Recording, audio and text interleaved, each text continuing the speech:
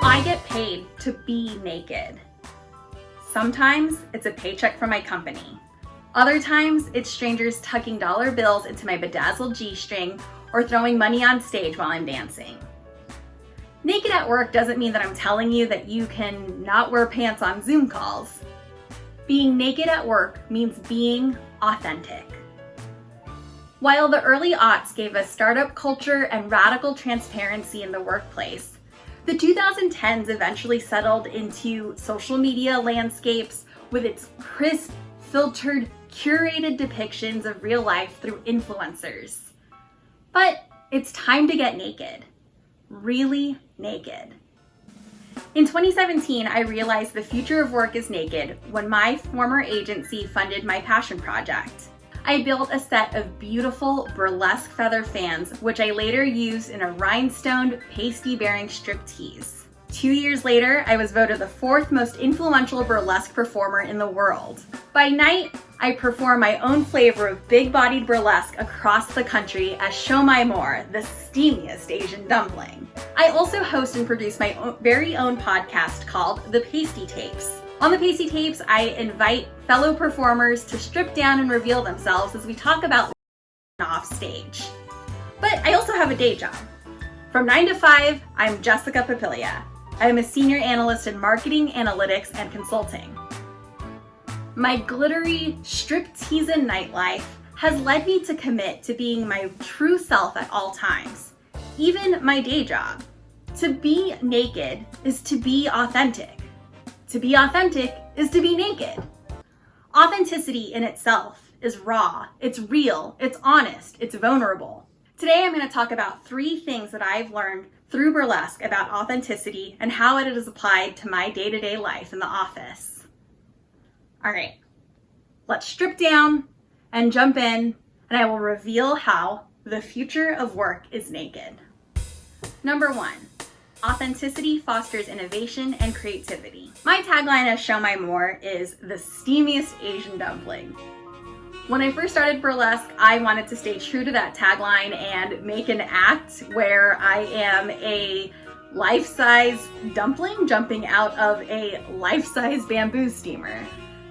That meant I had to get creative. I also had to ask myself questions that we're all too familiar with when we're working on a project, right? What's the goal? How do I get there? How do I do it in a way that the audience will find engaging and will understand? And how am I gonna do it on time and on budget?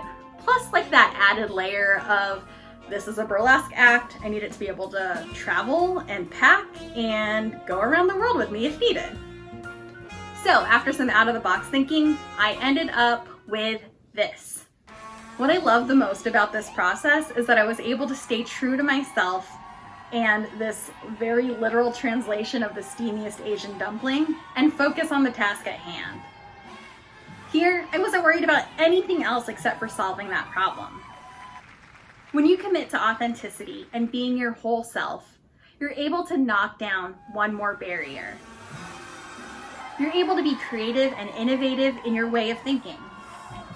At work, by accepting and letting me be my true self, I'm not worried about whether this is the right way to do something or if this is how everyone else is doing it. I'm able to think outside of the box and trust myself and how I want to get something done. This has led me to bring interesting ideas to the table, come up with different solutions for my client, and show up at work in a way that is so much less mentally exhausting.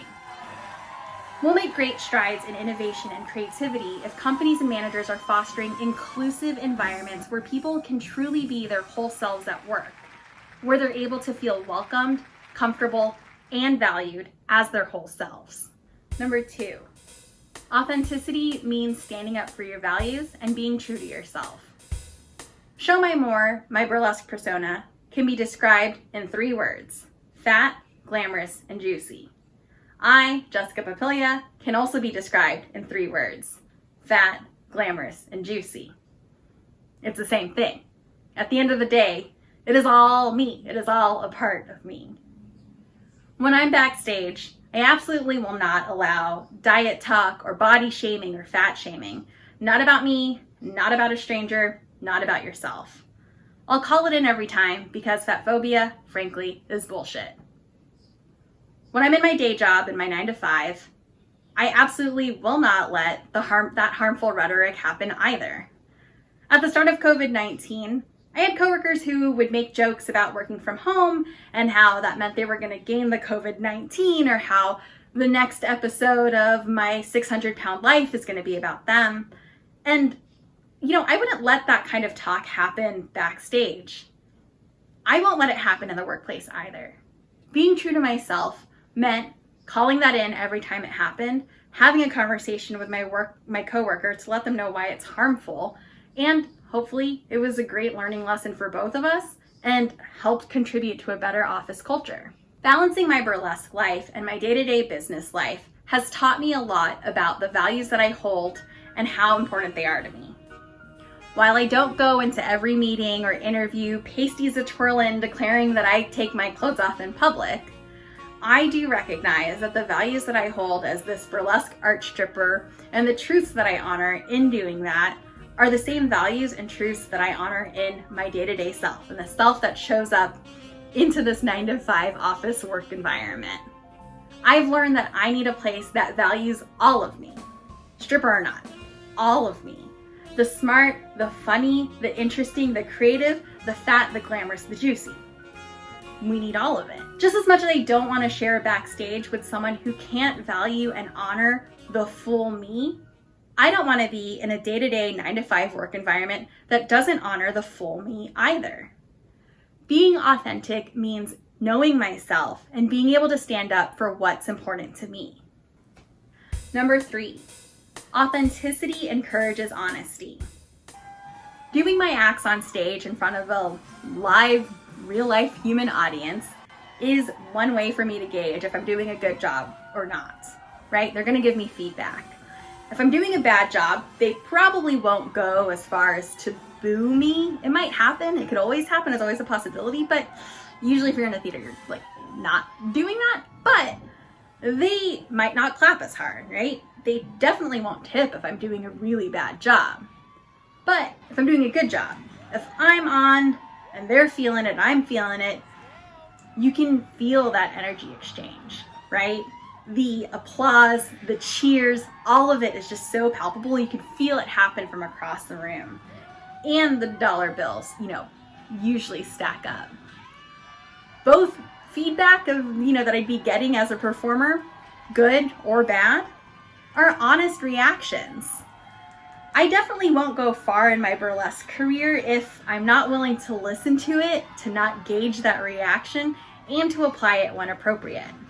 In the office, when giving presentations or delivering an analytics report, I don't expect my coworkers or the clients to start throwing dollar bills if they love the work that I'm doing. But it is important for me to know if I'm doing a good job or not. With empty platitudes, no one's gonna know what they're doing or how they're doing.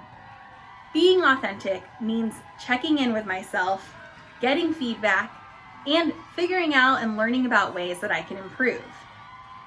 Authenticity requires self-awareness. Being authentic means that we need to be honest with ourselves and with each other when we communicate. On the other side of that, authenticity does not mean you can be a jerk. No one has to be an asshole to get ahead or to deliver feedback. Booing the performer and throwing tomatoes at the stage is definitely not an acceptable way to let someone know that you're not happy with how they're performing. Similarly, being an asshole when you're delivering feedback is not going to be well received and probably not going to be effective. But a commitment to authenticity requires us to be honest. Authenticity fosters honesty and openness, which in itself is kind. Authenticity requires us to be accountable in our thoughts and in our actions when giving and receiving feedback. By looking at through the lens of being naked, honest, fair, and actionable feedback will go a long way. I am ready for the professional world to strip down with me. By encouraging companies, employees, and working relationships to be naked is to recognize that unfiltered authenticity is our true cultural and creative currency, especially while recognizing that value comes from inherent quality, personality, and innovation. I am ready for each of you to bear it all and reveal your most authentic voice and creative self in the workplace. Let's do it. Let's get naked.